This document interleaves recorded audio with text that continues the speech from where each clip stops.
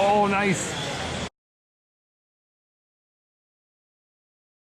Hello folks, welcome to Netcruzer RC. Today I wanted to show you more about the Tamiya TT01-E racing truck. This is the Team HAHN MAN TGS Euro race truck. It's an all-wheel drive touring car. It's a low-end build, but it's got friction shocks, but the cool thing is it's got the semi-truck body, and there's a spec class for these where you run them as you build them. Stock motor, stock electronics, stock shocks, stock wheels, stock tires, stock body, stock everything. The only thing you're allowed to do is bearings. So I did get a chance to take this to the racetrack, and we didn't have enough to run a full race class, but I did take it out on the track for the first time, and I got some footage to show you, so check it out now. Man truck going out on the track for the very first time. You can try it. Here we go. Menace on the track.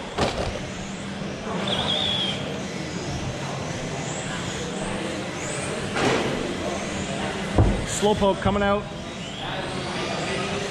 Woo!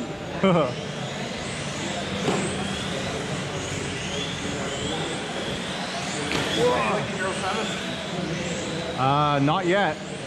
It needs a lot of tuning. Yeah. It spins out like crazy. I'm gonna be like a hazard out here today with it. So far this truck handles better. That's fun.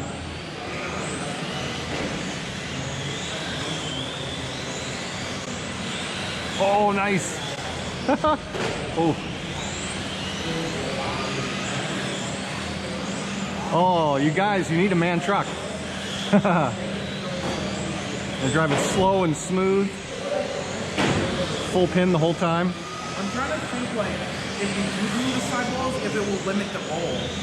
Yeah, right now they're not glued, even though everyone was telling me to do that. Because I know this is, like you were saying, like, you want to try it out on a lower traction. Yeah. But, like, it seems to be, like, rolling on the sidewall, like, it seems to be okay going in corners. Some corners are harder than others. Like, if you plan it too late, then it's yeah. Really wide. Whoa! Ah. That's got reverse. Oh, it does? Yeah.